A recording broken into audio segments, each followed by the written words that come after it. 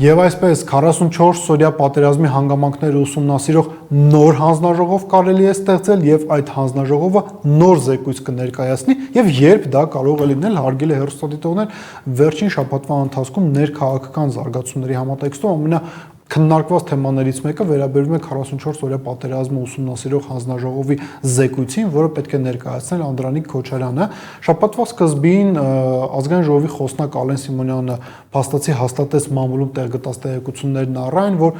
քննիչ հանձնաժողովի աշխատանքների արդյունքում ձևավորված զեկույցը չի ներկայացվելու լիագումար նիստերի շրջանում։ Նա նշել էր հետևյալը, որ բոլոր ժամկետները, օրենքով սահմանված ժամկետները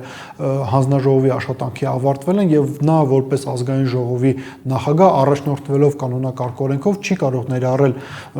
լիագումար նիստերի շրջանակներում 44 օրյա պատերազմի մասին զեկույցը։ Անդրանիկ Քոչարյանը սրան արձագանքել էր, նշել էր, որ այո, խախտվել են ժամկետները, բայց կա անհրաժեշտություն այս ամեն ինչը ներկայացնել եւ ակնհայտորեն կարելի է ճարել ինչ-որ մի կոմպրոմիս եւ վերջում այդ կոմպրոմիսը գտնվեց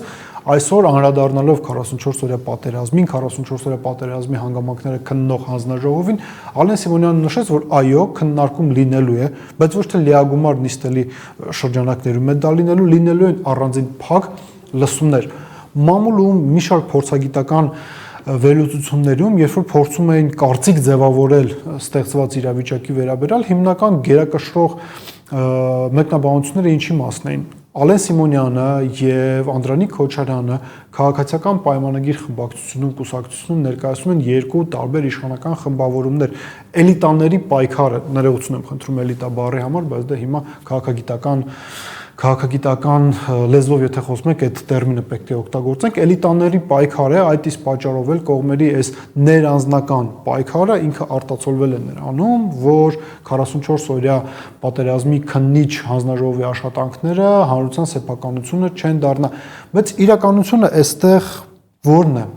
Այս հարցին պատասխանելու համար մենք եկեք ընդամենը 1-2 շաբաթ ետ գնանք եւ հիշենք ինչի մասին էր խոսում Նիկոլ Փաշինյանը 2025 թվականի սեպտեմբերի վերջին։ Սեպտեմբերի 23-ին Նիկոլ Փաշինյանը հրապարակում է անում Facebook-յան իր էջում, որտեղ դիմում է իր գաղափարակից ընկեր, իր քաղաքական թիմի անդամ Լևոն Տեր-Պետրոսյանին եւ հետեւյալ հարցն է տալիս, ասում է, եթե դուք Ալմատայի հռչակագիրը ընդունել եք, ստորագրել եք այդ փաստաթղթի տակ, ապա Հայաստանի Հանրապետության 18 տարեկան քաղաքացիները ինչ գործ ունեն Հայաստանի Հանրապետության տարածքից դուրս։ Այլ կերպ ասած, Նիկոլ Փաշինյանը ցուցմունք էր տալիս Հայաստանի Հանրապետության դեմ, Հայաստանի Հանրապետության նախկին ղեկավարների դեմ, ասում են, որ դուք այլ պետություն եք ուղարկում Հայաստանի Հանրապետության զինվորներին, քաղաքացիներին, այս դեպքում այլ պետություն ասելով նա նկատի ուներ ոչ թե Արցախի Հանրապետությունը որպես առանձին սուբյեկտ, այլ Ադրբեջանի Հանրապետությունը։ Դա իր հերթին նշանակում է, որ Նիկոլ Փաշինյանին իրականում 44 օրյա պատերազմի համատեքստում, քառօրյա պատերազմի համատեքստում, ընդհանրապես Հայաստան-Արցախ միասնական անվտանգային համակարգի համատեքստում հետաքրքրում է ոչ թե այն հարցը, թե մենք ինչու, ինչ հանգամանքներից ելնելով պարտվեցինք, այլ թե ինչու ենք մենք ընդհանրապես հայտնվել Արցախի Հանրապետությունում, որովհետև ըստ Նիկոլ Փաշինյանի մենք օկուպանտ ենք, հենց դրա համար է այս հարցը Նիկոլ Փաշինյանի մոտ առաջանում, հենց դրա համար էլ Նիկոլ Փաշինյանի թիմակից Անդրանիկ Քոչարյանի 44 օրյա պատերազմի հանգամանքները ուսումնասիրող հանձնաժողովի զեկույցը այլևս արդիական չէ։ Նիկոլ Փաշինյանին կրկին ասենք, չի հետաքրքրում, թե մենք ինչու ենք պարտվել, իրեն հետաքրքրում է, թե մենք ինչպես ենք հայտնվել Արցախի Հանրապետությունում եւ իրականում թե ինչու ենք մենք այնտեղ հայտնվել, Փաշինյանի վարկածը նա, այսպես ասած, կաթիլ ներկայացնում է հասարակությանը։ Բոլորը ակնհայտ է, որ լսել եք հարգելի հեռուստադիտողներ Նիկոլ Փաշինյանի նրա թիմակիցների գնահատականները, որ սովետական KGB-ն էր մեր ջեբը գցել Արցախյան շարժումը եւ Արցախի Հանրապետությունը առհասարակ սովետական KGB-ն, հետո նորանկախ Ռուսաստանի ՖՍԲ-ն, պաշտոնական Կրեմլը, Վլադիմիր Պուտինը Նիկոլ Փաշինյանին անհրաժեշտ է, որ այս վարկածը հիմնավորվի, այս վարկածը կարող է հիմնավորվել խորհրդարանական ընտրությունից հետո, եթե Նիկոլ Փաշինյանը վերարտադրվի, ակնհայտ է, որ կարող է ստեղծվել նոր հանձնաժողով, որը արդեն հիմնավորելու է Նիկոլ Փաշինյանի վարկածը, որ մեզ ստիպել են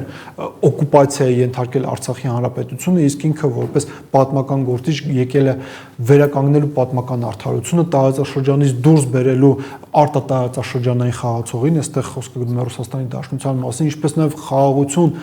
բարօրություն հաստատի Հայաստանի եւ Ադրբեջանի, Հայաստանի եւ Թուրքիայի միջեւ։ Դրա համար ենք ասում, հարգելի հեռուստադիտողներ, Թուրքիային եւ Ադրբեջանին անհրաժեշտ է նոր հնգամյակ Նիկոլ Փաշինյանի ղեկավարությամբ 26-ից 31 թվականները, որ հենց Նիկոլ Փաշինյանի ձեռքով ոչնչացնեն ոչ միայն գաղափարական հիմքեր, այլ նաև անվտանգային համակարգը ոչնչացվի, որի վրա խարսխված է Հայաստանի Հանրապետությունը, ներկայիս Հայաստանի Հանրապետությունը, եթե այդ զեկույցներ ստեղծվի, դա էլ գաղափարական հիմք կհանդիսանա նրա համար, որ մենք վերջնականապես դուրս գանք հապկից, դուրս գանք ԵԱՏՄ-ից, Ռուսաստանի Դաշնության հետ էլ մեր հարաբերությունները զրոյացնենք։ Դրանից բխող բոլոր հետևանքներով մտածեք այդ մասին։